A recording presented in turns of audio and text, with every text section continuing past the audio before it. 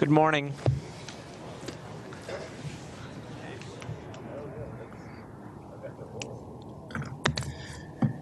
Good morning. This meeting will come to order. This is a public meeting of the Commodity Futures Trading Commission. I'd like to welcome members of the public, market participants, members of the media, as well as those taking part on the phone or via webcast. Today we have gathered to consider three important measures. The first two are proposed rules on system safeguards, which will address concerns in our markets that relate to cybersecurity and technological or operational risk. In addition, we will consider a final rule on margin for uncleared swaps. Now, before I discuss these rules specifically, I want to take this opportunity to thank the Cftc staff for all their hard work and dedication. I'd also like to thank my fellow commissioners and their staffs for their collaboration and constructive input. I'm very pleased that we have avoided the obstruction and division that we too often see in Washington in favor of working together constructively on behalf of the American people. I would also like to take just a moment to look back at some of the things we have accomplished this year. Our Enforcement Division has continued to do an excellent job holding entities accountable for their behavior. We brought or resolved actions related to integrity of benchmarks, improper behavior such as spoofing, traditional scams such as Ponzi schemes, and failure to comply with reporting obligations. Over the past fiscal year, the CFTC's total monetary sanctions topped more than $3.2 billion. This included an $800 million sanction, the largest in Commission history, and 69 new enforcement actions. The Commission has also been very focused on the resiliency of clearinghouses. With the increased significance they have taken on in the financial system, it is important that we make sure they are strong and stable. And in addition to our domestic efforts in this regard, we are leading substantial work taking place internationally. We've also focused on automated trading, issuing a proposed rule just a few weeks ago. We've continued to implement the Dodd-Frank Act reforms, and in particular, Commission staff has taken a number of actions to fine-tune our rules, including in the area of CEF trading. CEF trading is still new, and we still have significant work ahead of us. And our objective is to not only achieve the statutory goals of transparent and competitive trading of swaps on CEFs, it's also about making CEF trading attractive, to build participation and create a strong foundation upon which our markets can thrive. We've also taken steps to improve and enhance the reporting of swap data, as with our proposal on cleared swap reporting. And finally, we have continued to focus on making sure commercial end users can use these markets efficiently and effectively. For example, we amended our rules so that publicly owned utility companies can continue to effectively hedge their risks in the energy swap market, which helps them provide reliable, cost-effective service to their customers. We approved a modification to the residual interest rule, which can affect when customers must post collateral with clearing members. We clarified the treatment of contracts with embedded volumetric optionality. We've also issued some proposals that I hope we can finalize soon, pertaining to the treatment of trade options and exempting end users from certain record-keeping requirements. And in that same vein, the final rule on margin for uncleared swaps that we will consider shortly exempts end users. We included this exemption in our initial proposal, and in the course of working together to harmonize our rules, the bank regulators agreed to change their rule to do so as well. I won't attempt to preview all that we will be doing next year, but I know we will get off to a busy start. I hope in particular that we can finalize a number of CEF registrations early in the new year and take up certain changes to CEF trading rules, including the made available to trade determination process later in the year. We are also continuing to work toward harmonization and mutual recognition with Europe and other international regulators, and we're continuing to work on ways to ensure the data we collect for swaps is more standardized and complete. These are just a few highlights. There is obviously work going on in many other areas, but regardless of the area, we will continue working to ensure these markets are working well for the commercial end users who depend on them. Thank you, and I now recognize Commissioner Bowen for her opening remarks. Thank you, Mr. Chairman, and good morning, everyone. I also thank the staff for their hard work, the time that they spent with me and my staff on today's rulemakings. The two subjects before us today may be the most important rulemakings our current commission will tackle. They go to the very heart of our clearing mandate. As regulators, we are charged with protecting the safety and soundness of our financial markets. And we must do so in a way that mitigates the risk we faced during the 2008 financial crisis.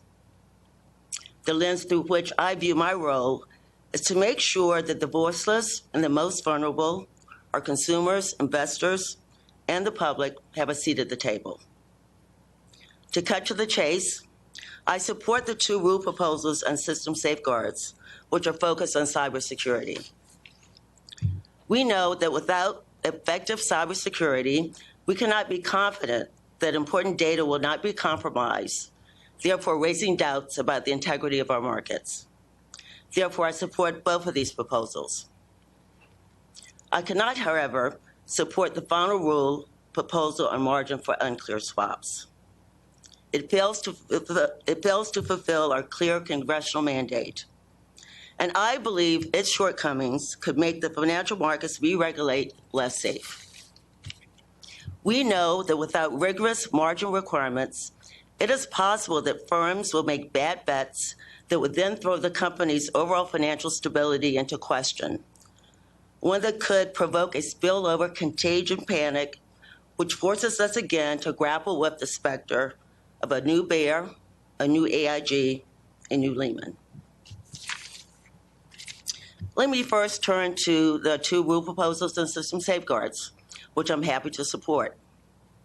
Entities in our markets are facing an unrelenting onslaught of attacks from hackers with a number of motives, ranging from petty fraud to international cyber warfare. In recent testimony before Congress, the director of the Center for Cyber and Homeland Security stated that one bank they queried noted that in 1 week it averaged an attack every 34 seconds. Under our current rule structure, many of our registrants have system safeguard requirements. Yet, I believe the scope of the current cybersecurity risks we face today require us to do more. While some firms are clearly engaging in best practices, we have no guarantee that all of them are. And as I've said before, we're collectively only as strong as our weakest link, and so we need a high baseline level of protection for everyone. And all I think the staff has put together two thoughtful proposals, and there are many aspects of these proposals I particularly like. However, I view this as only a first step, since all of our registrants, not just exchanges, CEFs, SDRs, and DCOs, need to have clear cybersecurity measures in place. I'm also very eager to hear what the public has to say about these proposals. Thus, I will be voting in favor of both.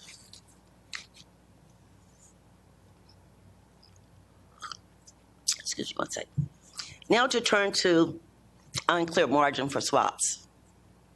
I think it's important for us to step back and ask ourselves a basic question. What is the purpose of mandating margin, unclear margin, and what was Congress asking us to do? I think the answer is clear.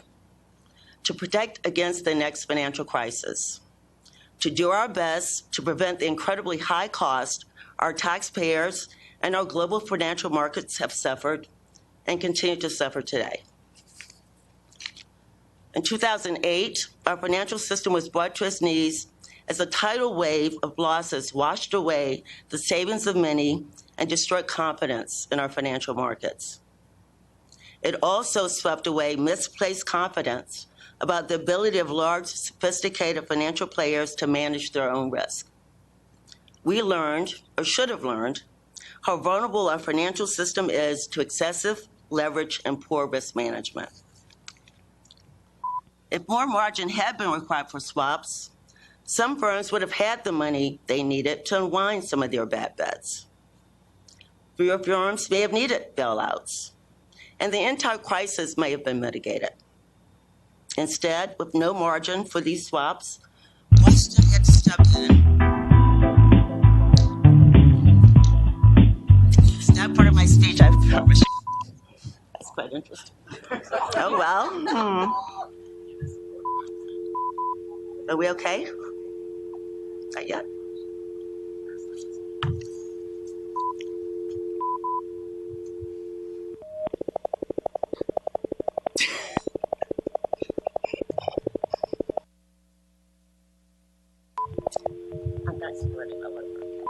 I'm not starting all over.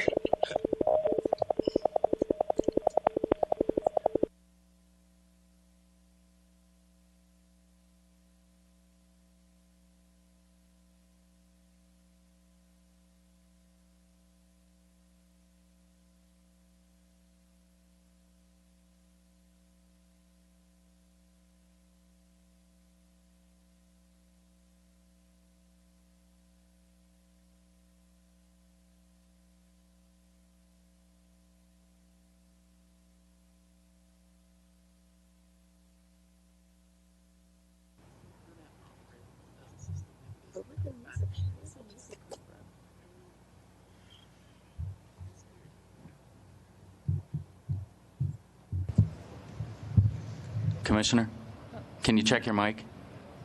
Yes, can you hear me now? So good?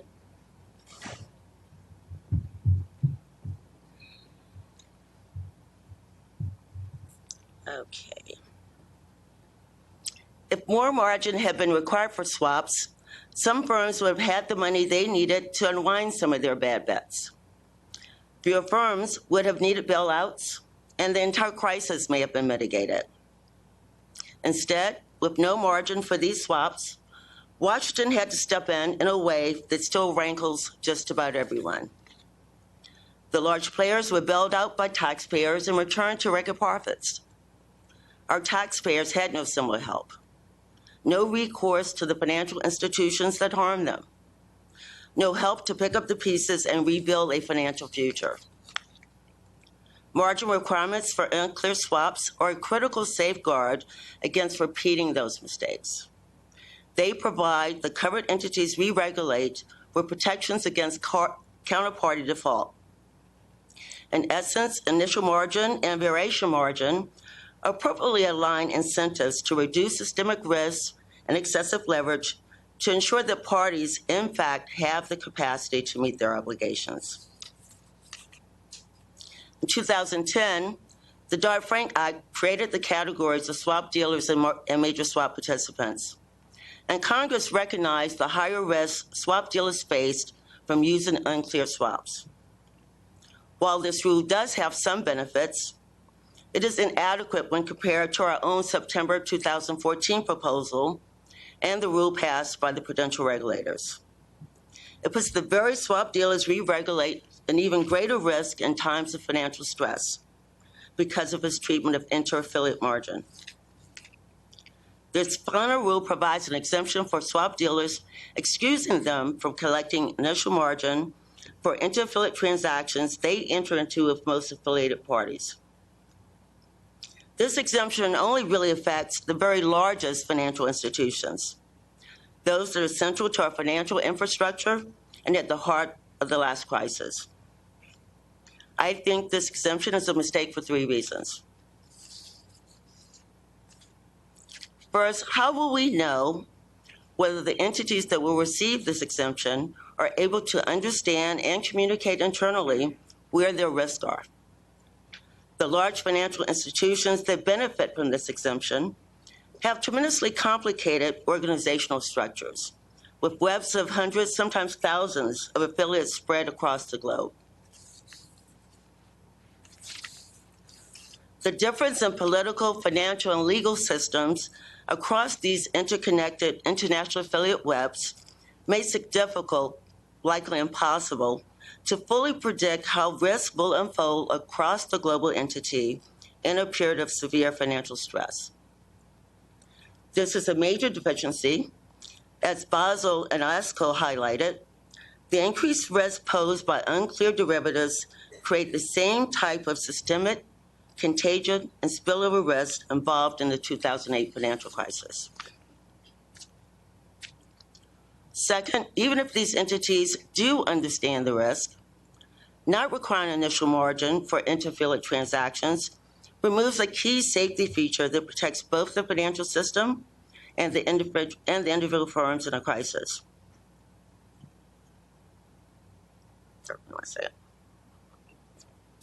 By not requiring initial margin for this large swath of trades, it places the swap dealers we regulate and their customers at unnecessary risk in times of financial stress. Without this initial margin, we lose a vital financial shock absorber that is intended to protect an institution against the risk of default. Third, by not requiring initial margin for inter-affiliate swaps, we're going against the spirit and arguably even the text of Dodd-Frank. Our mandate is to promote the safety and soundness of swap dealers and to harmonize our rules to the maximum extent practicable with our prudential regulators. I see no compelling reason not to do otherwise.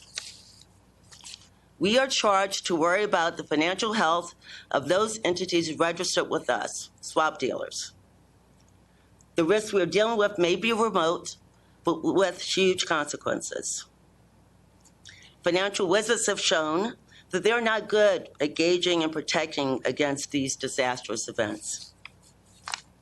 This action today seems to be a return to blindly trusting in large financial institutions' ability and will to manage systemic risk. And we've already seen where that leads. Dodd-Frank was intended to mitigate against that risk.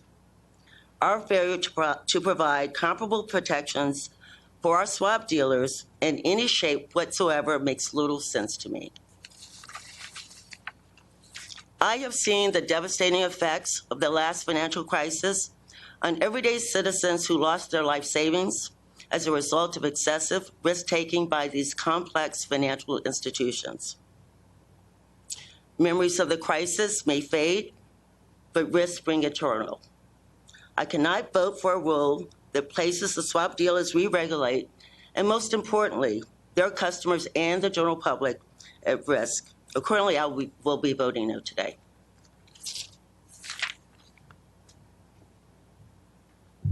I recognize Commissioner Giancarlo.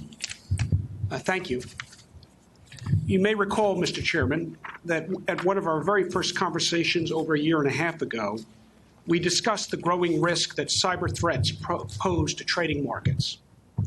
We agreed that cyber and overall system security is one of the most important issues facing markets today in terms of trading integrity and financial stability. Earlier this year, I called for a bottom-up approach to combating cyber threats, an approach that involves a close and dynamic relationship between regulators and the marketplace. It requires the continuous development of best practices, defensive strategies, and response tactics through the leadership of market participants, operators, and self-regulatory organizations. As I see it, the job of the Cftc is to encourage, support, inform, and empower this continuous development so that market participants adopt fully optimized and up-to-date cyber defenses. It's appropriate that we are now taking up the subject of system safeguards. I commend Chairman Massid and the Cftc staff for putting forth today's proposal. I believe it generally reflects the bottom-up approach I advocate, and I'm pleased to support it. It is right that the proposal covers not just designated contract markets, but also swap execution facilities. From my experience, CEFs are as concerned with cybersecurity as are DCMs. Nevertheless, it is true that the rules will impose additional costs on some CEFs at a time when they're struggling to implement the myriad new Dodd-Frank requirements and obligations. Because system and cybersecurity should be a priority on registrants' precious time and resources, the Cftc must find ways to alleviate unnecessary regulatory costs. The best way to do this is to correct the flawed swaps trading rules that remain fundamentally mismatched to the distinct liquidity and trading dynamics of global swaps markets. Complying with misbegotten swaps trading rules absorbs technical and human resources that CEFs need to devote to cybersecurity. Given the constantly morphing nature of cyber risk, the best defenses provide no guarantee of protection. Therefore, it would be a perverse and unfortunate result if any final system safeguards rule were to have a chilling effect on robust cybersecurity efforts. Market participants who abide by the rule should not be afraid of a double whammy of a destructive cyber attack followed shortly thereafter by a CFTC enforcement action. Being hacked by itself cannot be considered a rule violation subject to enforcement. The CFTC should offer clear guidance to market participants regarding their obligations under the rule and designate safe harbors for compliance with it. As market regulators, we can have no naive illusions that cyber belligerents, foreign and domestic, view the world's financial markets as anything other than 21st century battlefields. Cyber attacks on trading markets will not diminish anytime soon. They will be relentless for years, if not decades to come. Cyber risk is a threat for which Dodd-Frank provides no guidance whatsoever. Together, market regulators and the regulated community must make cyber and system security our first priority in time and attention. Today's proposal is a constructive step toward that goal. I look forward to reviewing thoughtful comments from market participants and the public. I'd now like to turn to margin requirements on uncleared swaps. Today's final rule regarding margin requirements for uncleared swaps is far from perfect. The Commission had the unenviable task of harmonizing its rule with prudential regulators' rules and with the BCBS IOSCO standards. Nevertheless, I think the final rule is far better balanced than the previous proposal. I direct the public to my detailed written statement, but right now I want to focus on just two aspects of the rule: interaffiliate margin and the economic impact of today's rule. An honest discussion of margin requirements for interaffiliate swaps must begin with the recognition that interaffiliate swaps do not involve transactions between distinct financial institutions that were at the heart of the 2008 financial crisis. They do not pose the systemic risk that the Dodd-Frank Act was ostensibly designed to address. Congress expressed no particular intention to subject interaffiliate transactions to clearing or interaffiliate margin. Accordingly, the CFTC adopted a rule in April 2013 to exempt certain interaffiliate swaps from mandatory clearing. That rulemaking, supported by former Chairman Gensler and Commissioners Wiegand, Chilton, and O'Malley, recognized that interaffiliate swaps provide an important risk management role within corporate groups. They enable use of a single conduit on behalf of multiple affiliates to net down trades and reduce the overall risk of the corporate group and the number of outward-facing swaps into which the affiliates might otherwise enter. This, in turn, reduces operational, market, counterparty credit, and settlement risk. Rather than increasing risk, interaffiliate swaps allow entities within a corporate group to transfer risk to the group entity best positioned to manage it. Moreover, in 2013, the Commission found that the exemption promotes responsible financial innovation, fair competition, and is consistent with the public interest. It further found that the exemption, which was conditioned on having certain risk mitigating measures in place, would not have a material effect on the Commission's ability to discharge its regulatory responsibilities. I believe the Commission's 2013 findings remain valid. I'm aware of no facts that have come to light in the interim that would change the original assessment made under former Chairman Gensler. In fact, since issuing the proposed rule for notice and comment, an independent cost-benefit analysis recommended, amongst other things, exempting interaffiliate swaps from initial margin requirements as a means to reduce the excessively onerous impact of the rule on competition, price discovery, and overall market efficiency without additional systemic risk. I concur with that recommendation. Earlier this year in congressional testimony, I explained that the cost of imposing initial margin on interaffiliate transactions would have two likely impacts. First, it would raise the cost of commercial risk hedging for American end users. And second, it would encapsulate risk in the U.S. marketplace and thus increase, not decrease, risk of systemic hazard in American financial markets. Today's final rule is not naive or reckless. It recognizes that inter-affiliate swaps transactions are not without risk and sets appropriate safeguards. First, requiring operation of a centralized risk management program. Second, requiring variation margin. And third, requiring the collection of initial margin for non-U.S. affiliates not collecting initial margin for their own outward-facing swaps with financial entities. These measures appropriately address the risks associated with uncleared inter-affiliate swaps. Now let me turn to the broader topic of economic impact. From my perspective, the most objectionable aspect of today's rule is its foundation in the superficial logic that if the cost of margining uncleared swaps is forced high enough, then market participants will use more cleared instruments. That foundation is not supported by either reason or experience.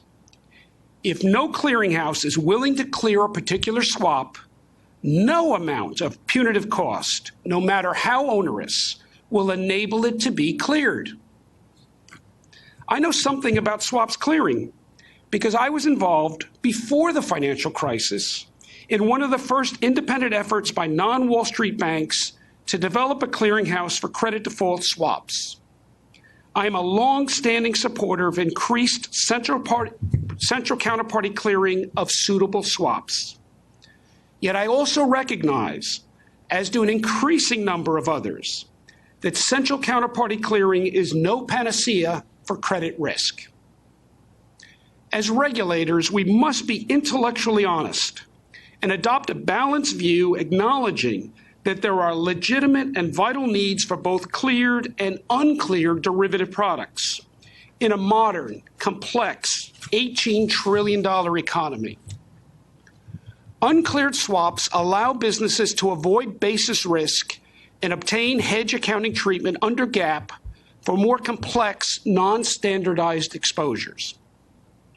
Uncleared swaps are an unmatched tool for customized risk management by businesses, governments, asset managers, and other institutions whose operations are essential to American economic growth. Their precise risk transfer utility generally cannot be replicated with standardized cleared derivatives.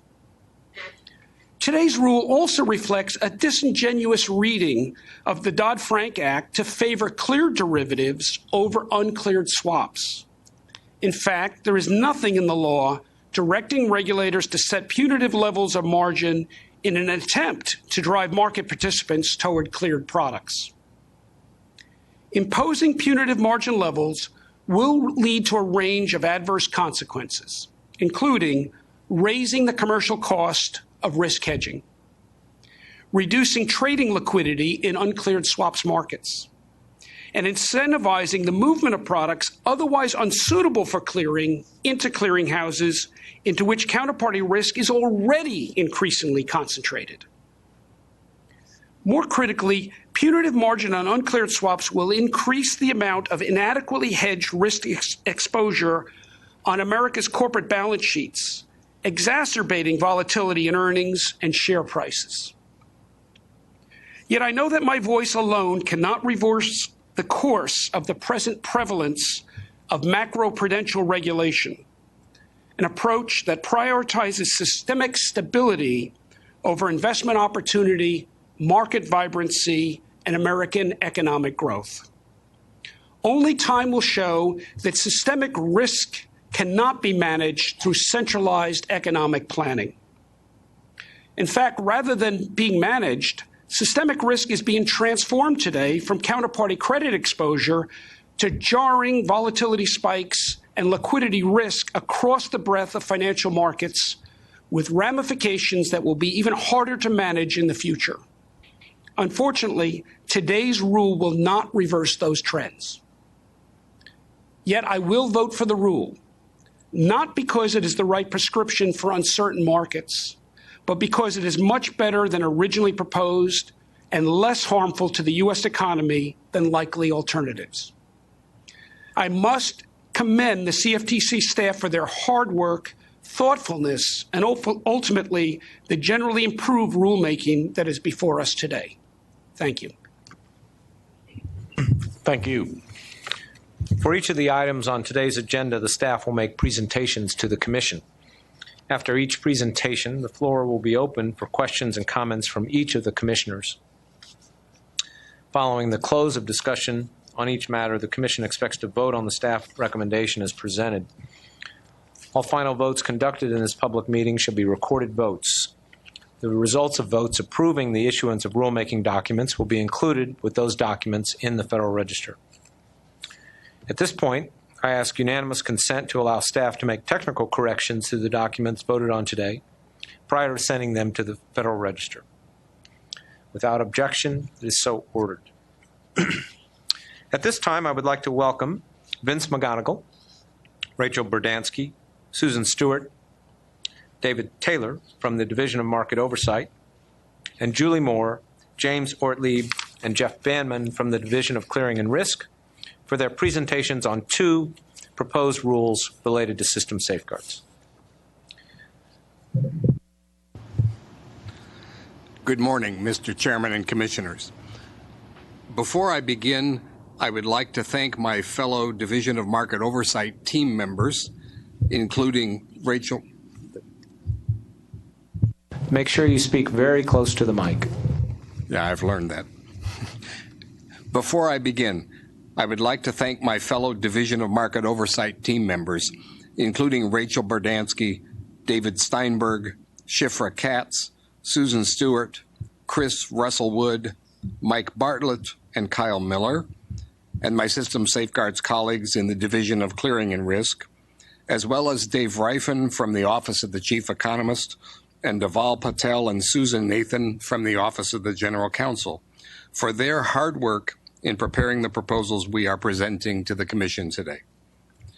Today, staff is recommending that the Commission approve two parallel notices of proposed rulemaking, or NPRMs, addressing cybersecurity and system safeguards requirements for designated contract markets, or DCMs, swap execution facilities, or CEFs, swap data repositories, or SDRs, and derivatives clearing organizations, or DCOs.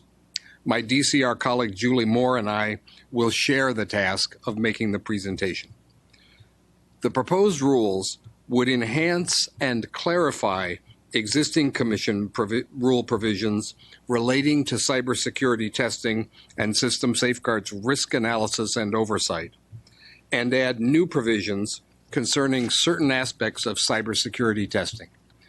Most importantly, the proposed rules clarify the existing rules by specifying and defining the types of cybersecurity testing that DCMs, CEFs, SDRs, and DCOs must conduct in order to fulfill their regulatory system safeguards testing obligations. Staff is recommending these rules concerning system safeguards testing at a time when cyber threats to the financial sector continue to expand significantly. While preparing the proposed rules, staff considered relevant information discussed during the March 2015 Roundtable on Cybersecurity and System Safeguards Testing and the June 2015 meeting of the Commission's Market Risk Advisory Committee. Participants highlighted a number of noteworthy aspects of current cyber threats.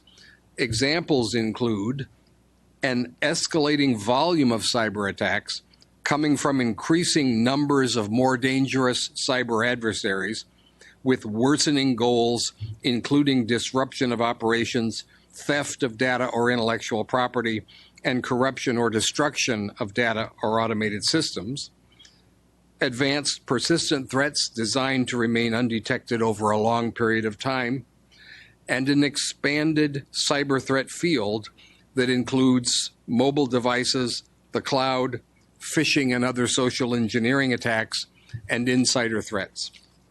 Cybersecurity testing, by by DCMs, CEFs, SDRs, and DCOs can harden their cyber defenses, mitigate their operations, reputation, and financial risk, and maintain and increase their cyber resilience and their ability to detect, contain, respond to, and recover from cyber attack. As set out in detail in both NPRMs, cybersecurity testing is a well-established best practice both generally and for financial sector entities. Such testing is becoming a requirement for obtaining cyber insurance, and it is also supported internationally by both financial regulators and standards bodies. Its importance is increased by the nature of the cybersecurity threats faced by the financial sector. It is for these reasons, and in light of this background, that staff is recommending approval of these NPRMs. As we will outline for you, the central point of the proposed rules is the proposed requirement for all DCOs, all DCMs, all CEFs, and all SDRs regulated by the Commission to conduct 5 important types of cybersecurity testing that are essential to an effective program of system safeguards risk analysis and oversight. 1, vulnerability testing. 2, penetration testing. 3, controls testing. 4, security incident response plan testing. And 5, enterprise technology risk assessment. The Commission's existing system safeguards rules require these entities to conduct testing to ensure the reliability, security, and capacity of their systems. Best practices establish that it would be impossible to fulfill the purposes of that requirement without conducting these 5 types of testing. In this respect, therefore, the proposed rules clarify what is already required of these entities.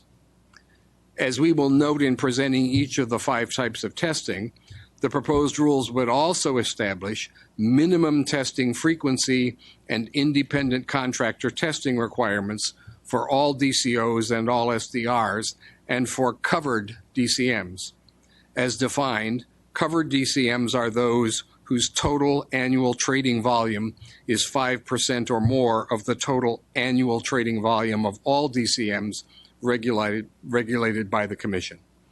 These requirements are also consonant with best practices.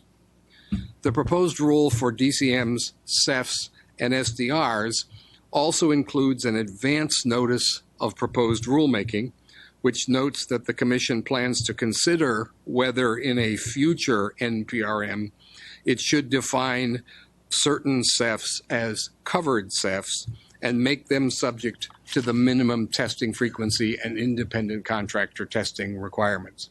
The request for comment section of the proposal includes a number of questions about whether and how this could most appropriately be done. Before I begin, I want to make sure everyone can hear me. Okay. As I begin the next section of the presentation, I would like to thank my DCR colleagues, Jim Ortlieb, Tammy Roust, Eileen Donovan, Laura Estrada, Eileen Chotner, and Joe Opron, along with Carlene Kim and Brian Trackman from OGC for their hard work on these proposals that we are presenting to the Commission today. We will briefly describe for you this morning each of the 5 types of cybersecurity testing required by the proposed rules, beginning with vulnerability testing. Vulnerability testing is the process of scanning your systems for weaknesses. As software is developed and deployed, new weaknesses are created, which are called vulnerabilities. These vulnerabilities are created due to various reasons.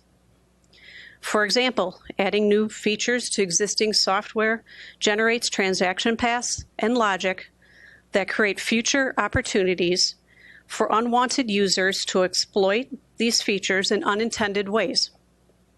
Moving software or hardware around within existing environments can create interconnections between systems or paths through existing systems that offer fresh opportunities for intruders to enter and exploit. In addition, existing software is constantly being tested and probed in new ways by existing deployments. including both research efforts and real-world attacks. As a DCM, CEF, SDR, or DCO deploys, modifies, and runs its systems, it must remain cognizant of the fact that external entities are constantly probing its defenses,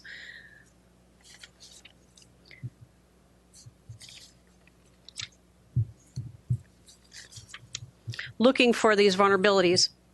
If the organization can discover its vulnerabilities before the attackers do, it can attempt to fix them before they are exploited.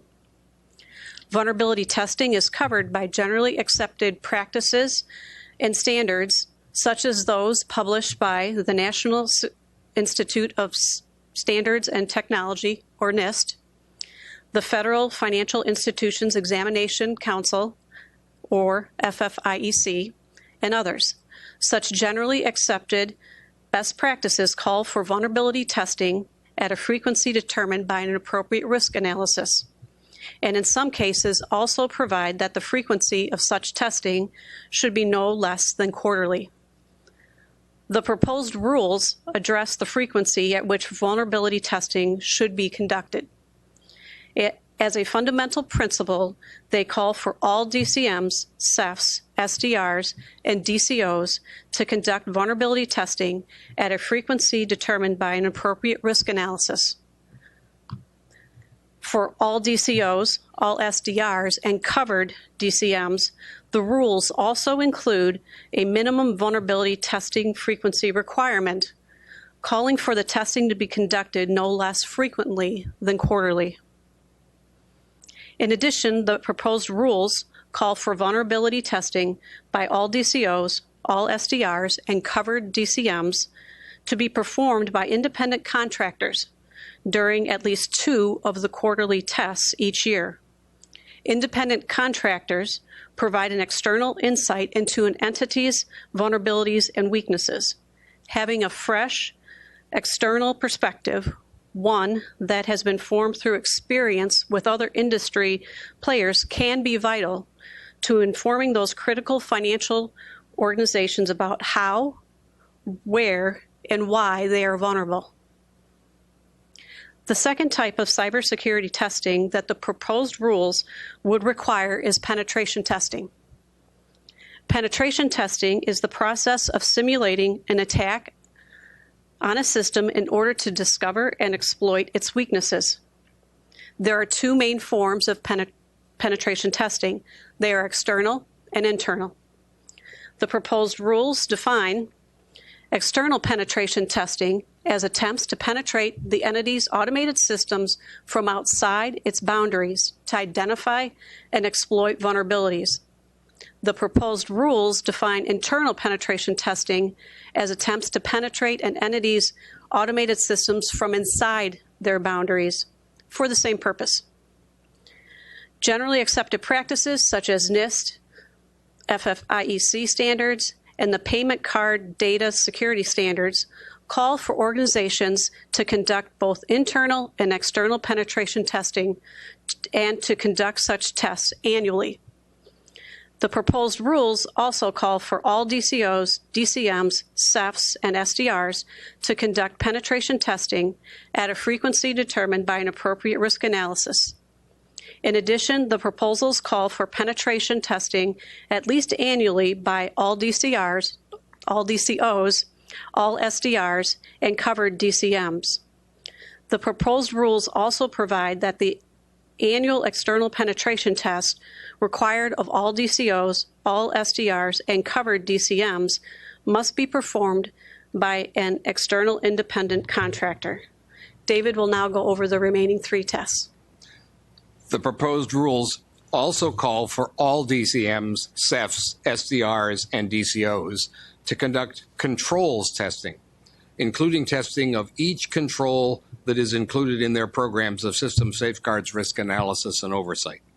Controls are the safeguards or countermeasures used by an entity to protect the reliability, security, or capacity of its automated systems, or the confidentiality, integrity, and availability of its data and information. Some controls provide safeguards against automated system failures or deficiencies, while others guard against human error, deficiencies, or malicious action. Controls testing assesses each control to determine whether it is implemented correctly, is operating as intended, and is enabling the organization to meet system safeguards requirements. Such testing is called for by generally accepted best practices and standards. The proposed rules address the frequency at which controls testing should be conducted. As a fundamental principle, they call for all DCMs, CEFs, SDRs, and DCOs to conduct controls testing at a frequency determined by an appropriate risk analysis. For all DCOs, all SDRs, and covered DCMs, the rules also include a minimum controls testing frequency requirement, calling for testing of each control no less frequently than every 2 years. Since system safeguards involve large numbers of controls, the rules would permit this to be done on a rolling basis over the course of the minimum 2-year period or the period dictated by appropriate risk analysis, whichever is shorter. The proposed rules also call for all DCOs, all SDRs, and covered DCMs to have independent contractors test each of the regulatee's key controls, as defined in the rule, no less frequently than every 2 years. Key controls are those controls that risk analysis determines to be either critically important for effective system safeguards or intended to address risks that evolve or change more frequently and therefore require more frequent review to ensure continued control effectiveness. Such independent assessments are consonant with best practices. The fourth type of testing that the proposed rules would require is security incident response plan testing. Best practices call for financial sector entities to maintain and test a security incident response plan, or SIRP, which I would venture to predict you will hear referred to as a SIRP. Such plans are crucial to cyber resilience. The proposed rules define security incident as a cyber or physical security event that actually or potentially jeopardizes automated system operation, reliability, security, or capacity, or the availability, confidentiality, or integrity of data. They would require each DCM, CEF, SDR, or DCO to maintain and test an SIRP defined as a written plan documenting the entity's policies, controls, procedures, and resources for identifying, responding to, mitigating, and recovering from security incidents. The rules note that SIRP testing can take a number of possible forms, from checklists and tabletop exercises to simulations and comprehensive exercises. The proposed rules also address the frequency at which SIRP testing should be conducted. As a fundamental principle, they call for all DCMs, CEFs, SDRs, and DCOs to conduct SIRP testing at a frequency determined by an appropriate risk analysis. At a minimum, the proposed rules call for all DCOs, all SDRs, and covered DCMs to have SIRP testing performed no less frequently than annually. SIRP testing could be done either by independent contractors or regulatee employees not responsible for development or operation of the systems or capabilities being assessed. Finally, the proposed rules would require each DCM, CEF, SDR, or DCO to conduct Enterprise Technology Risk Assessments, or ETRAs. An ETRA is a written assessment including identification and analysis of threats and vulnerabilities and the harm they could cause in the context of mitigating controls. In an ETRA, a DCM, CEF, SDR, or DCO may draw together and use the results of the other types of cybersecurity testing in order to identify and mitigate its cybersecurity risks. Conducting ETRAs is consistent with best practices regarding system safeguards. As a fundamental principle, the proposed rules call for all DCMs, CEFs, SDRs, and DCOs to conduct an ETRA as often as indicated by appropriate risk analysis. At a minimum, the proposed rules call for DCOs, covered DCMs, and SDRs to have ETRAs performed no less frequently than annually. They would permit regulatees to conduct ETRAs by using either independent contractors or employees not responsible for development or operation of the systems or capabilities being assessed. The Commission's current regulations specify various elements, standards, and resources to be included in a registrant's program of risk analysis and oversight with respect to its operations and automated systems. The proposed rules clarify existing rule provisions for all DCOs, DCMs, CEFs, and SDRs concerning 1. The categories of risk analysis and oversight that must be addressed. 2. Books and records obligations. 3. The scope of system safeguards testing. 4. Internal reporting and reviewing of testing results. And 5. The remediation of vulnerabilities and deficiencies disclosed by the testing. The proposed rule provision addressing the required scope of cybersecurity testing is especially important because adequate testing depends upon the identification of an appropriate scope. The proposed rules would require that the scope of all testing and assessments required by Commission regulations be broad enough to include testing of automated systems and controls necessary to identify any vulnerability which, if exploited or accidentally triggered, could enable an intruder or an unauthorized user or an insider to A. Interfere with the registrant's operations or with fulfillment of the statutory and regulatory responsibilities, B. Impair or degrade the reliability, security, or capacity of the registrant's automated systems. C. Add to, delete, modify, exfiltrate, or compromise the integrity of any data related to the registrant's regulated activities. Or D. Undertake any other unauthorized action affecting the registrant's regulated activities or the hardware or software used in connection with those activities. Another important clarifying provision relates to the governance of cybersecurity and system safeguards by requiring that reports on testing protocols and the results be communicated and reviewed by both the registrant's senior management and its board of directors. Registrants would also be required to establish and follow appropriate procedures for remediation of the issues identified and for the evaluation of the effectiveness of the testing and assessment protocols.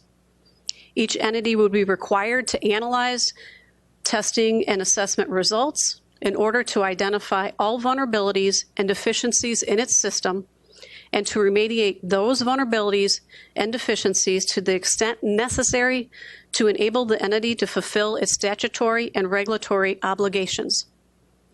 The divisions recommend that the proposed rules be open for a 60-day public comment period.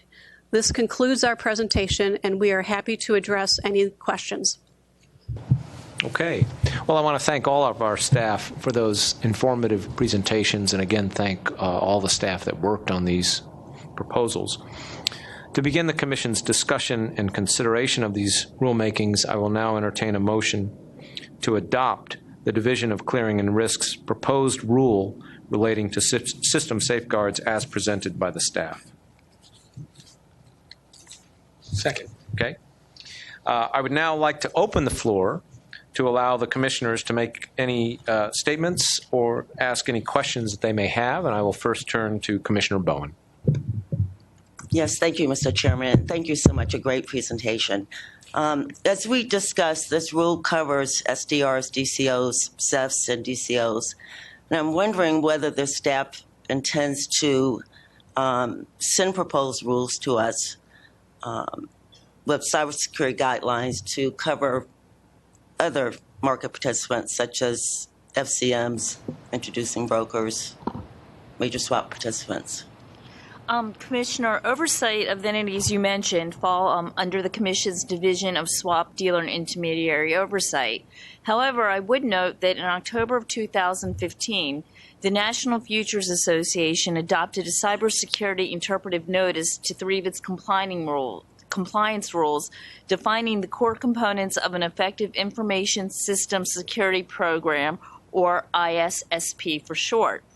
The notice, which applies to futures commission merchants, swap dealers, major swap participants, introducing brokers, Forex dealer members, commodity pool operators, and commodity trading advisors, requires such firms to adopt and enforce an ISSP appropriate to the firm's circumstances. The approach is principles-based and provides that an ISSP should cover several key areas, including a security and risk analysis, a description of the safeguards against identified system threats and vulnerabilities, the process used to evaluate the nature of a detected security event, understand its potential impact, and take appropriate measures to contain and mitigate the breach, and a description of the member's ongoing education and training related to the information system security for all personnel. The notice further requires that ISSP must be approved within the member firms by an executive-level official and requires members to monitor and review the effectiveness of the ISSP at least annually, including the effectiveness of the safeguards the firm has deployed. Finally, I would just note that the National Futures Association's notice also directs firms to look at industry best practices, in particular the NIST cybersecurity framework when developing and adopting an ISSP. Thank you, Rachel. Commissioner Giancarlo. Thank you. And I want to thank Julie and David and Jeff and Vince and their teams for their thoughtful approach to cybersecurity, which is a tremendous, if not the largest challenge we face today. It's quite a heavy lift to come up with a thoughtful proposal, so I commend you for that. I also, David, note the new acronym of SIRP, S-I-R-P. I guess that's our holiday gift for the community to roll out a new acronym at the end of the year, so we'll all be puzzling over that. I don't have questions for you, but I do want to direct the public to my written statement, in which I have a number of comments on the proposed rule, and I look forward to the public's commentary and discussion on this. Thank you. Okay, well, thank you. I have no questions either. I, again, want to thank the staff. I know this has been a lot of work on both proposals. And I just want to add my support for the proposed rule. I think the risk of cyber attacks is perhaps the most important single issue we face today in terms of financial market stability, threats to financial market stability and integrity. The examples of cyber attacks are unfortunately all too familiar and frequent, both within the financial sector and outside. And today we must be concerned about the possibility of attacks not only motivated by profit, but that are intended to destroy information and disrupt or destabilize our markets. So the risk to American businesses and our economy is dramatic, and the interconnectedness of financial institutions and markets means that a failure in one institution can have significant repercussions. So the proposed rule that we're issuing today is an important step toward enhancing the protections in our markets. It builds on our core principles. Those already require clearinghouses to focus on system safeguards. This rule goes further by setting standards consistent with best practices. And it requires robust testing of cyber protections, setting forth the type of testing that must be conducted, the frequency of testing, and whether tests should be conducted by independent parties. And it enhances standards for incident response planning and enterprise technology risk assessments. So I believe these requirements should come as no surprise. Clearinghouses should already be doing extensive testing. And indeed, we hope that today's proposal sets a baseline that is already being met by many of them.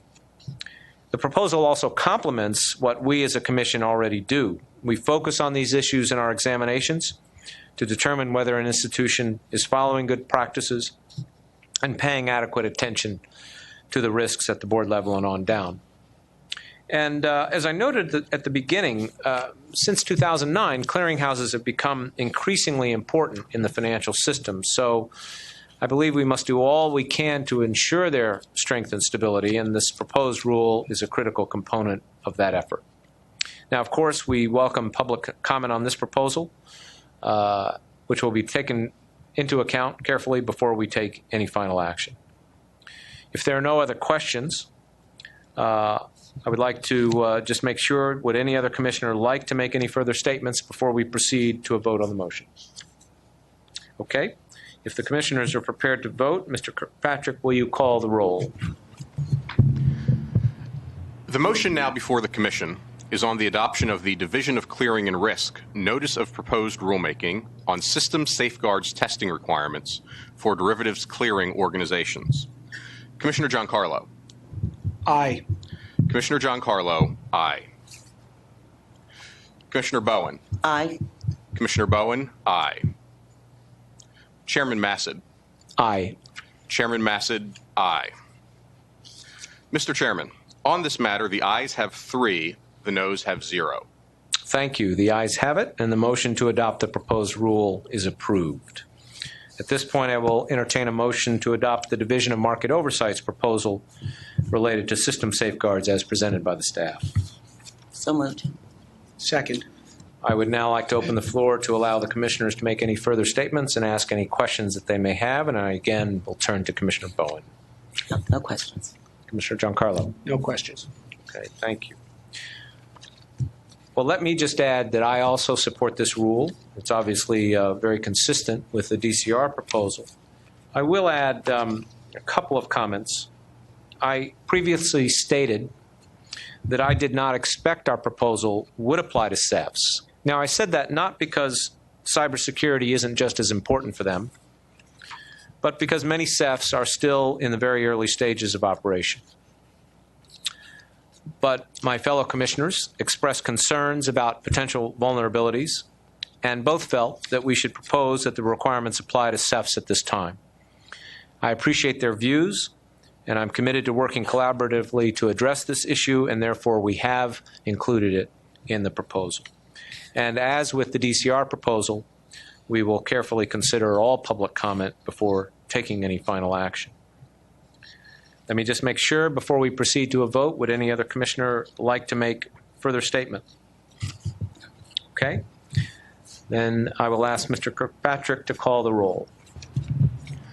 The motion now before the Commission is on the adoption of the Division of Market Oversight Proposed Rulemaking on System Safeguards Testing Requirements. Commissioner Giancarlo. Aye. Commissioner Giancarlo, aye. Commissioner Bowen. Aye. Commissioner Bowen, aye. Chairman Massad. Aye. Chairman Massad, aye. Mr. Chairman, on this matter, the ayes have 3, the noes have 0. The ayes have it, and the motion to adopt the proposed rule is approved. Once again, thank you to the staffs of DMO and DCR for these excellent presentations and excellent work.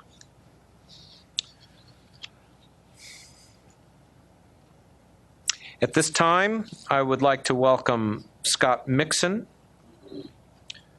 from the Office of the Chief Economist, Paul Schlichting from the Office of General Counsel,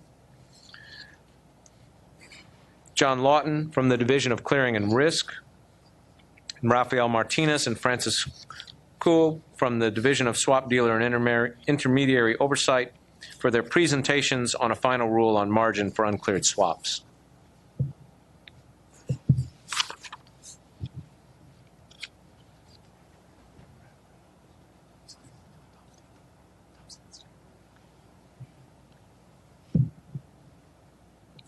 Please proceed. Good morning. The rules before the Commission would implement Section 4SE of the Commodity Exchange Act. The rules address margin requirements for uncleared swaps entered into by swap dealers or major swap participants.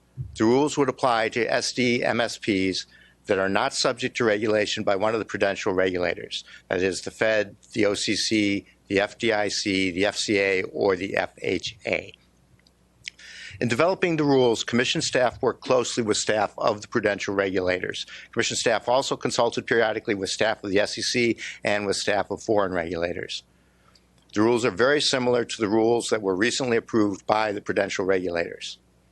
In this presentation, I will briefly touch on the following topics: the products that are subject to the rules, the market participants that are subject to the rules, the nature and timing of margin requirements, how initial margin would be calculated, what is the acceptable collateral, what are the custodial arrangements, what is the treatment of inter-affiliate swaps, and what's the implementation schedule. So turning first to products, the rules would apply to uncleared swaps entered into after the effective dates of the regulation. As I'll describe in a few minutes, these rules would be phased in, and the requirements would not apply retroactively to swaps entered into before the applicable effective date for the parties to that swap. Turning to market participants, the rules would apply to those SDs and MSPs that are not subject to oversight by the prudential regulators. We call these firms covered swap entities, or CSEs. The rules would impose margin requirements on 1, trades between a CSE and any other swap dealer or MSP, and 2, trades between a CSE and a financial end user. The rules would not impose margin requirements on commercial end users. In January, after the proposed rules had been published for comment, Congress passed legislation addressing the applicability of these margin rules to certain entities. The legislation required the Commission and the prudential regulators to issue interim final rules, providing that certain entities that qualify for a clearing exemption will also be exempt from margin requirements for their uncleared swaps. This rule set includes provisions implementing that requirement.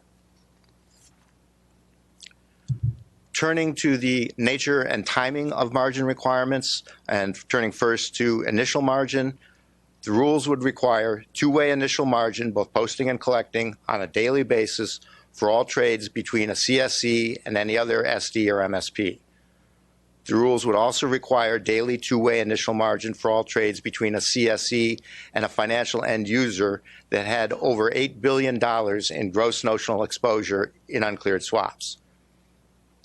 The Commission and the prudential regulators had last year proposed that the material swaps exposure standard be set at $3 billion.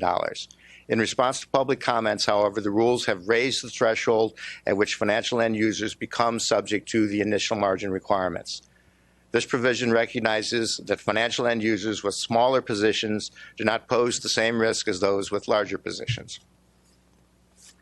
The revised threshold is the same as that recently adopted by the prudential regulators, and it is consistent with international standards. Turning to variation margin, the rules would require daily payment of variation margin for all trades between a CSE and another SD or MSP. The rules would also require daily payment of variation margin for all trades between a CSE and a financial end user. In contrast to initial margin, the gross notional threshold would not apply for variation margin, so financial end users with gross notional exposure below the threshold would still be required to exchange variation margin. Again, these requirements are the same as those of the prudential regulators and consistent with international standards. Turning to calculation of initial margin, the rules would permit the calculation of initial margin to be based on models or on a standardized table. Models would be required to use a 99% confidence level over a 10-day liquidation time. The rules would permit the parties to establish a $50 million threshold below which margin would not need to be collected. This threshold is designed to mitigate the costs of these rules while continuing to protect the financial integrity of the financial system. Smaller exposures would be permitted to go uncollateralized, but a significant percentage of all large exposures would be supported by collateral.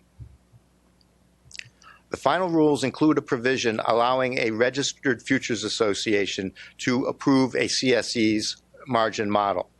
Commission staff have communicated with NFA staff, which has indicated that it will be prepared to take on this responsibility. I point this out as a point of distinction between the Cftc rules and the prudential regulator rules, where the prudential regulators do not have a comparable provision which would permit approval of margin models by a self-regulatory organization. In their case, the approval would be required to be done by the prudential regulator itself.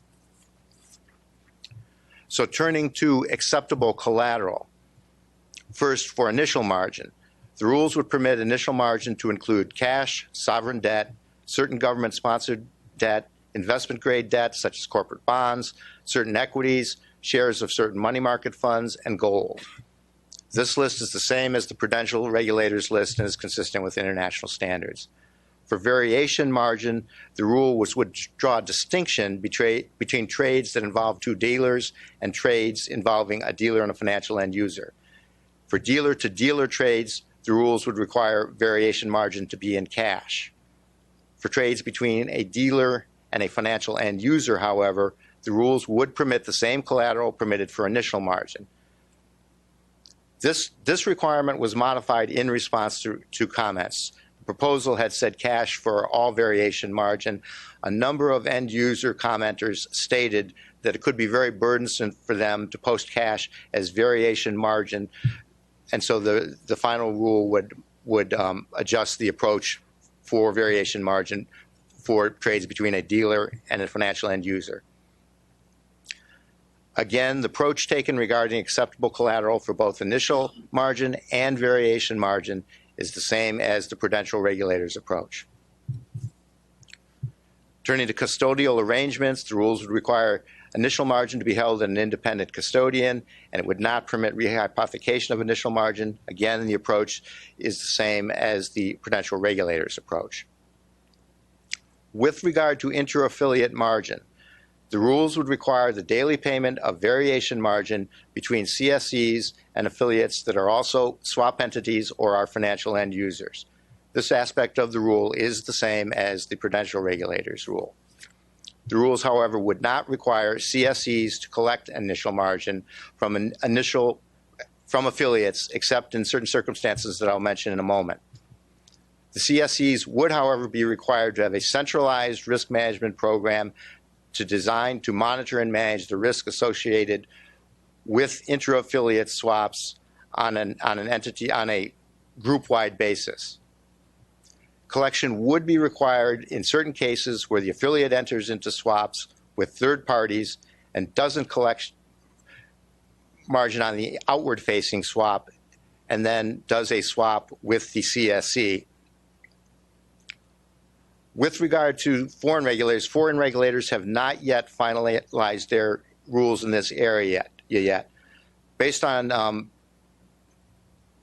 participation in international groups and conversations with foreign regulators, staff understands that a number of jurisdictions are not expected to require initial margin or variation margin for inter-affiliate swaps if certain conditions are met, which would enable the parties in normal circumstances to meet their obligations. Finally, turning to the implementation schedule, the rules establish an implementation schedule under which the requirements will be phased in according to the amount of uncleared swaps trading that the entity engages in. Initial margin requirements would be phased in 5 steps, beginning in September 1, 2016, ending September 1, 2020, moving from the largest market participants to the smaller ones. Variation margin requirements would be phased in 2 steps. The largest market participants starting in September of 2016 and the remainder of the market in March of 2017. Again, this schedule is the same as the prudential regulators schedule and the schedule set forth in international standards. In closing, I'd like to thank the other members of the staff who worked on this project: Tom Smith, Rafael Martinez, Francis Kuo, Carlene Kim, Paul Schlichting, Scott Mixon, Steve Kang, and Lee Hong McPhail. Thank you for that very informative presentation. To begin the Commission's discussion and consideration of this rulemaking, I will now entertain a motion to adopt the final rule on margin for uncleared swaps. So moved. Second. I would now like to open the floor to allow the Commissioners to make any statements and ask any questions that they may have. Commissioner Bowen. Yes, thank you. We've spent a lot of time together, and I want to thank you so much for the time that you spent with me and my staff. As I understand it, though, inter-affiliate swaps make up a large portion of the uncleared swaps market. Could you tell us what you know about the number or notional amount of the trades that would require no collateral to be posted? Well, first I'd say looking at SDR data, we've looked at SDR data for interest rate swaps and credit default swaps, which we think is the bulk of the market.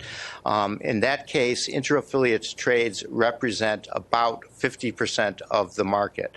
I turn it to Raphael for dollar amounts, if you have any off the top. I don't have dollar amount. I mean, we did do some estimates for individual. Well, no, I'm sorry. That's a different. Yes, sorry. I don't actually have dollar amounts, but it's approximately 50% of all trades for IRS and CDS. Okay. IRS and CDS. So if no collateral is actually required for these types of trades, is it likely that this rule will provide incentives for dealers to increase the number of these trades that are uncleared? I mean, I guess I would say that to the extent I think they're not posting IM for these trades now, we'd probably, and so that would maintain the status quo. The percentages would probably, or would remain the same. It would probably remain about 50%. As the market got bigger, presumably if the percentage stayed the same, then the amount of inter-affiliate trades would grow accordingly with the market. I think a related effect might be that because the prudential regulators might be would be requiring inter-affiliate IM, you might see some movement of the inter-affiliate business from trades involving prudentially regulated swap dealers to trades involving CFTC regulated swap dealers. Now, as I understand it, I had a number of conversations informally with dealers, and several of them already require collateral from their affiliates. So, in effect, the rule that we're voting on today would actually be a lower threshold by requiring 0. Is that right? Yes. I mean, to the extent that dealers currently collect initial margin for some inter-affiliate trades, they might be following a higher standard than the rules would require. I guess I should note that there's various types of affiliates, and the inter-affiliate exception that's in this rule applies to those affiliates whose financial statements are consolidated. So if an affiliate's financial statement were not consolidated with those of the CSE, and if the affiliate were a financial end user with material swap exposure, it might be required, well, it would be required to post margin in that instance under these rules. I mean, an example of that might be if a firm had some sort of money manager within their corporate family, that might be the sort of firm that might be posting margin. But to the extent that those criteria do not apply, and someone's collecting initial margin under this rule, then, I'm sorry, currently, then this rule would not require it. Right. And in fact, in the instance of a severe, let's say, financial crisis, the more collateral you would have under your control, it would seem to me more likely you're going to be able to meet your obligations. To the extent that there's no collateral here, wouldn't our swap dealer be in a better position from a risk standpoint if they had collected initial margin in the first instance? I mean, I guess I'd start by pointing out that we would require variation margin to be exchanged on a daily basis, and so that should prevent losses from accumulating over time. That being said, yes, if they had additional collateral beyond that, that would certainly help them. I just also wanted to stress, we are mandated to have our rules on margin be comparable to the maximum extent practicable with those of our prudential regulators. Is it practicable in this instance to have our CFTC regulated swap dealers not to collect initial margin from their affiliates? I guess I would start by saying that noting that the Act required the prudential regulators to issue joint rules, whereas it applied this provision that you're mentioning to the maximum extent practical to the CFTC. So I think there was within the Act contemplation that they wouldn't necessarily be identical. And I guess that would reflect that there are differences between our general statutory scheme and the banking regulators' general statutory scheme, and between the nature of some of the entities that are subject to the CFTC statutory scheme and the entities that are subject to the banking regulator statutory scheme. So do you think, let's turn a little bit to the harmonization question, and could you describe to us how this rule works with our proposed rule on cross-border margin? How do they work together? I guess I would suggest that Paul pick that one up. So just to I guess explain is that we have a proposal out for the Yes. cross-border, right? So in the proposal, we look at it as this would overlay on top of the inter-affiliate. So and this is purely on the proposal. So anybody, so it's the inter-affiliate moves trade outside, from the outside-facing trade. If it's within one of the categories in our proposal, be it the exclusion or an FCS, so if it's an exclusion, then we would say those trades are excluded. If it's done by an FCS, the outward-facing trade, then it would have to have substituted compliance with that outward-facing trade. But then when they move the risk over through the inter-affiliate trade, well, that would all depend on. So if it was excluded, the outward-facing trade, then we only apply VM, variation margin, on the inter-affiliate trade. But from the other side, from the FCS, it would be, is it substituted compliance on the outward-facing trade? And again, so they would be a collection of IM in that situation, because we would have to do a comparability. And if it's comparable, then either they can use the foreign jurisdictions margin rules or ours, which requires outward-facing trades on IM for FCSs. And then when they move it over through the inter-affiliate trade, it would be VM. So that's how it would apply. But again, it's still just a proposal in the cross-border sense. And we will look at, because I think we made assumptions based on the proposed margin rule that we're adopting here on how the inter-affiliate worked, because initially the proposal was post-collect.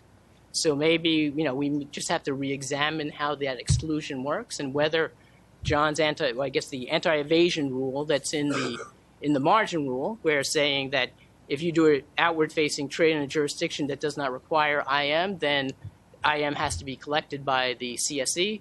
Well, we may have to re-examine how that interplays with the cross-border. Can I just ask the staff, be sure you talk very close to the microphone. There's some trouble hearing you in the back. So back when we were talking about the proposed cross-border margin rules, we talked about our concern about de-guaranteeing and how sophisticated players use words to de-guarantee. Given this rule, we don't have to worry about that anymore, do we? That notion goes away since there will be no margin that needs to be collected.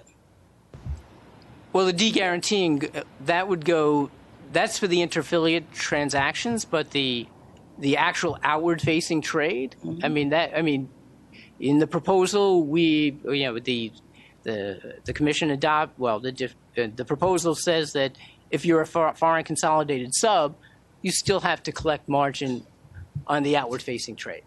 So the guaranteeing is separate and distinct from that.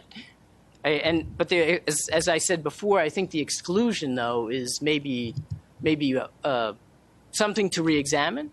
So because if you had a non-U.S. CSE does a trade with a non-U.S. person, that would be excluded from the rule totally. And then when you transfer, even with that anti-evasion, so the anti-evasion that's built into the inter-affiliate, that's still excluded out. So then when they do so how the anti-evasion should have worked was, in that sense, there should have been a collection when the inter-affiliate trade occurs. But since it was already excluded out, it doesn't even look at that. Right. So that's something we just need to re-examine. Okay, thank you. Commissioner, If I may, one note. A month ago, when we mentioned about 50% of the swaps market was interaffiliate, I want to note that that's sort of an upper bound. And I'm sorry, I missed the very beginning. In one of your first questions, and you asked about the size of the interaffiliate market, and we said that of the swaps market, our estimate is that 50% of the swaps were interaffiliate. Mm-hmm. I want to clarify that that's an upper bound for the swaps that would be exempted from interaffiliate margin. One of the reasons that we couldn't provide you a number specific in dollar amounts from our SDR is that as we reviewed our SDR, we identified people that have an ultimate parent, that they share ultimate parent, so they're affiliates, but the exemption, I think, in the rule goes to a very specific set of entities, which we refer to as margin affiliates, that have some conditions of consolidated risk management and their consolidated report, accounting. And that's not something that we have identified in the SDR. We couldn't be that precise in the SDR data to see which of the affiliates that we had, just because they share a common parent, would actually satisfy the conditions to get the exemption. So the 50% would be an upper bound, but we couldn't really give you more precise numbers from that. Commissioner Giancarlo. Thank you. My written statement on this rule contains numerous observations and comments. I just want to highlight a few. I don't have questions, but I just want to say a few things. And first, I want to note that the threshold for measuring material swaps exposure has been raised from $3 billion to $8 billion, which brings our requirement roughly in line with the IOSCO standard of 8 billion euro. I'm also pleased that the swaps of commercial end users, agricultural and energy cooperatives that are classified as financial institutions and small banks will not be subject to the margin requirements if they qualify for an exclusion or exemption. And I think that's one small assist to America's remaining small banks to get their heads back above water in the toppling wake of the Dodd-Frank Act. I disagree, however, with the definition of financial end user, which is overly broad in the rule. It includes entities that are unlikely to act as counterparties to swaps, such as floor brokers, introducing brokers, and futures commission merchants acting on behalf of customers, among others. These entities may not ultimately be captured by the rule because they're unlikely to have material swaps exposure triggering application, but I question the logic behind their inclusion. Good regulation means precisely crafted rules, not ones that are deliberately overly broad. I also continue to object to the 10-day liquidation horizon that must be incorporated into initial margin models for all types of uncleared swaps. The 10-day requirement is a made-up number. It's not tailored to the true liquidity profile of the underlying swaps instruments. We must revisit this issue as we gain more experience with initial margin models. In addition, I remain concerned about the cross-border implications for this rule, which remain unfinished because they were proposed separately from the rule finalized today. An appropriate framework for cross-border application of margin requirements for uncleared swaps is essential if we're to preserve the global nature of the swaps market. We must avoid further fragmenting markets by imposing another regulatory framework that is inconsistent, confusing, or burdensome. Doing so will only result in yet another competitive disadvantage between American institutions and their international counterparts.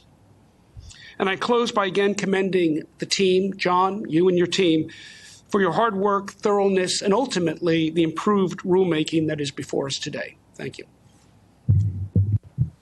Thank you.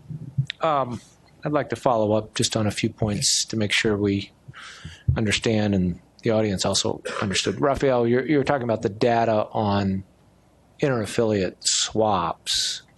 So just to be clear, what you were saying is right now our SDR data, frankly, I think we're estimating, first of all, how much is an interaffiliate swap. We have to figure out who's related to whom manually. We don't really have accurate data on that. But more importantly,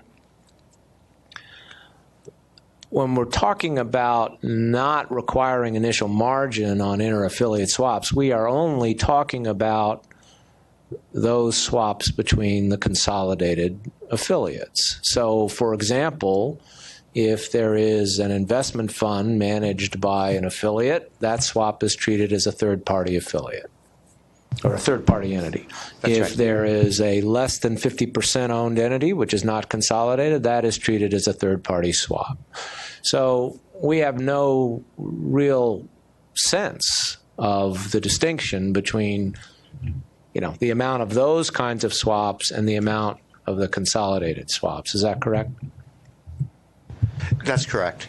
Yes, that there's some difficulty in identifying who is an affiliate, and then once you do identify who is an affiliate, there is some difficulty in identifying whether they're a consolidated affiliate or not. Okay. And just to go back to the de-guaranteeing issue, the de-guaranteeing issue goes to guarantees on outward-facing trades.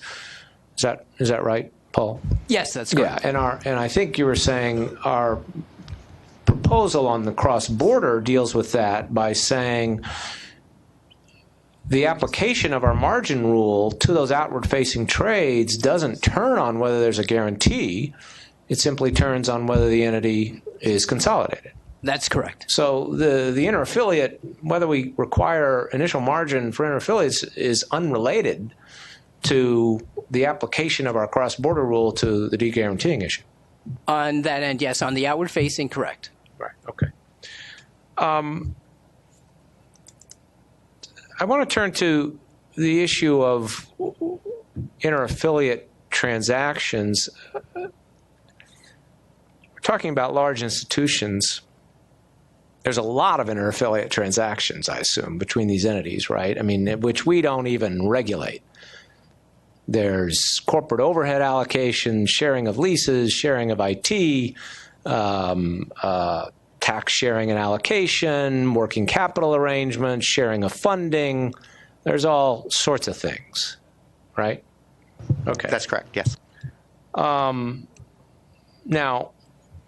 here's where, as I understand it, the prudential regulator situation is quite different than ours because, correct me if I don't have this right, but federal law already requires that when you have an insured depository institution engaging in an inter-affiliate transaction, that transaction must be fair to the insured depository institution. Is that right? That's right.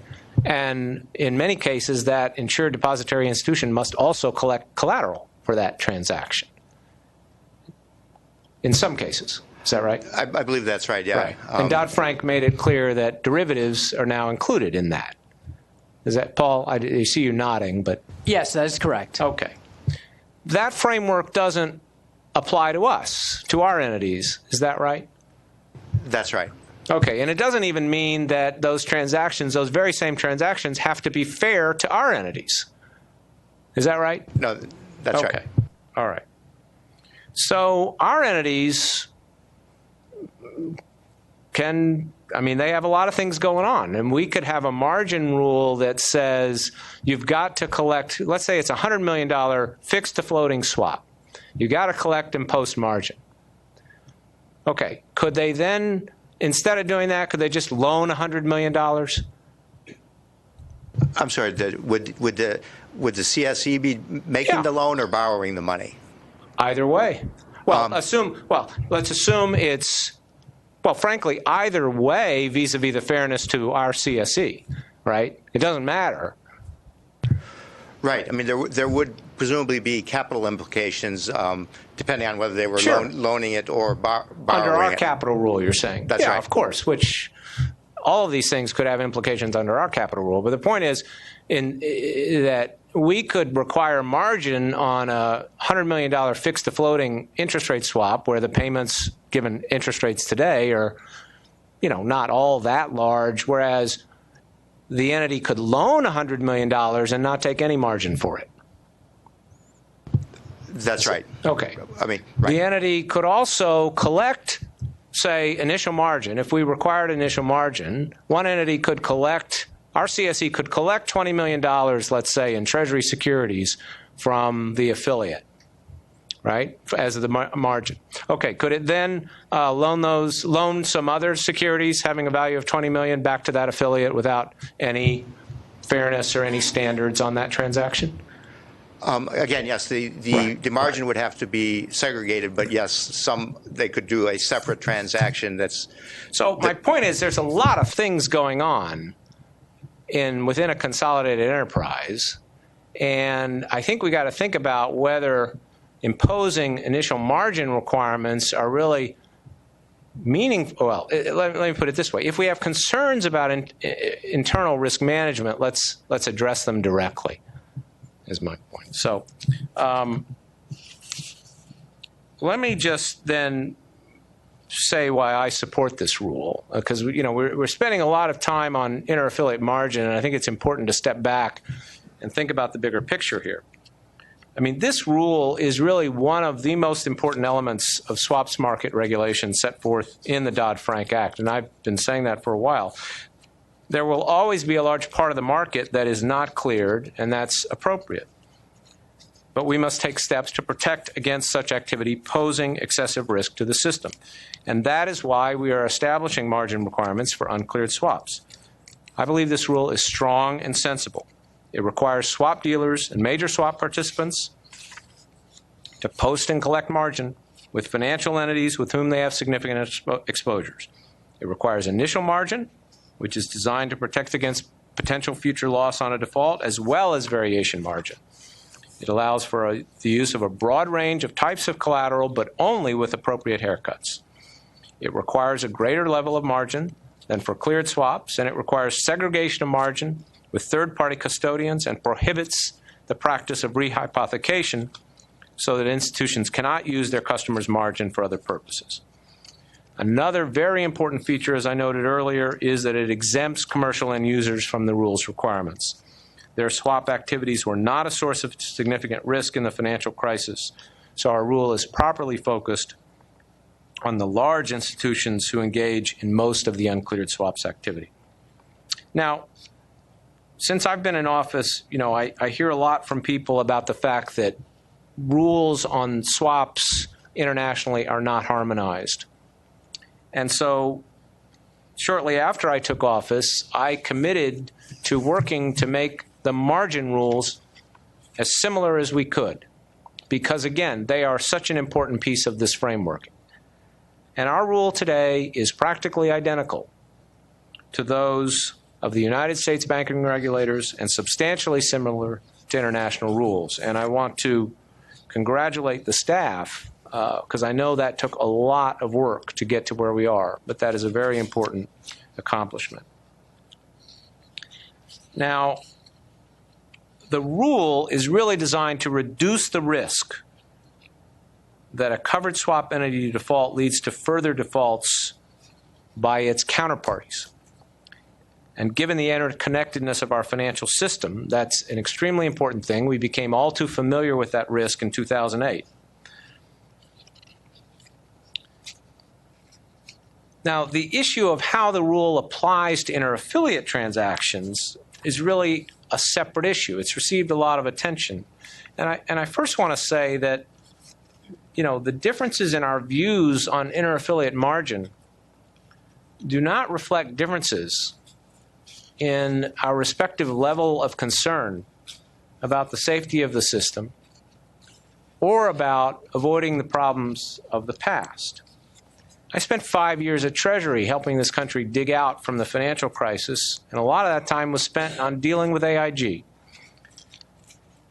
And I think our differences instead reflect differences in our analysis of what is the purpose of initial margin, particularly in the inter-affiliate context, and what would it accomplish or not accomplish. And so I believe we've got to look at this issue first in terms of the basic goal of the rule, which is to avoid the potential for the buildup of excessive risk from bilateral transactions between unaffiliated parties. Inter-affiliate transactions are not outward-facing. They do not increase the risk, the overall risk exposure of the consolidated enterprise to third parties. And instead, they are typically a means for the consolidated enterprise to centrally manage risk related to the activities of multiple subsidiaries, as it does with a whole host of activities.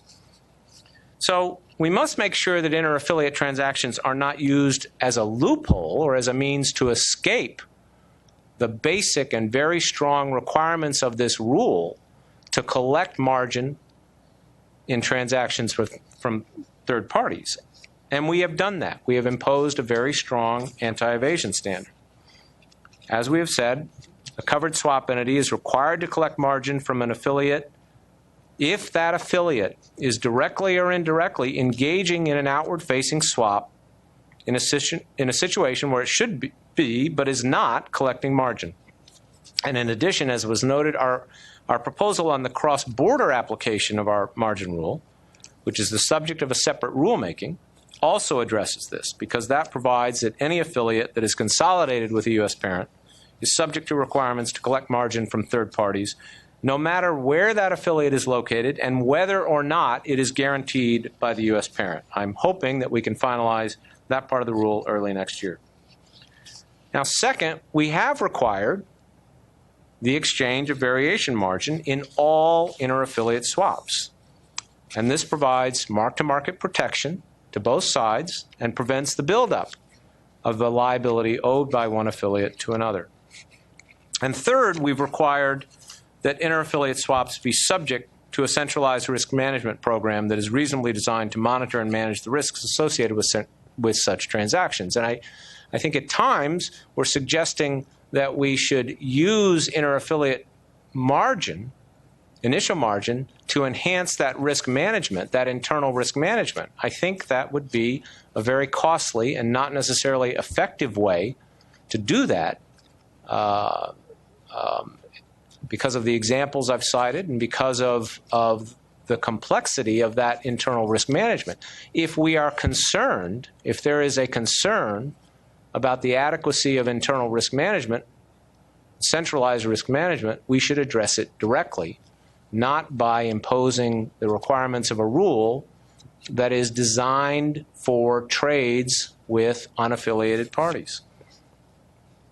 I would also note that the rule is generally consistent with the rule adopted by the Commission in 2013 exempting inter-affiliate transactions from the clearing mandate. If you go back and look, you will see the Commission explicitly considered whether to require initial margin or variation margin in the context of inter-affiliate transactions at that time and decided that it would not do so. It would not require those as a condition of using the inter-affiliate exemption from clearing. If we were to do so today, that would effectively undercut the inter-affiliate exemption from clearing. So I address other aspects of the rule in my written statement, but in short, I believe this rule is a strong and sensible approach that will contribute to the strength and resiliency of our financial system. Thank you. If there are no other questions, I would again like to thank the staff for all their work and their presentations. And I would like to ask if any commissioner would like to make any further statements before we proceed to a vote. Okay. I would then ask Mr. Kirkpatrick to call the roll.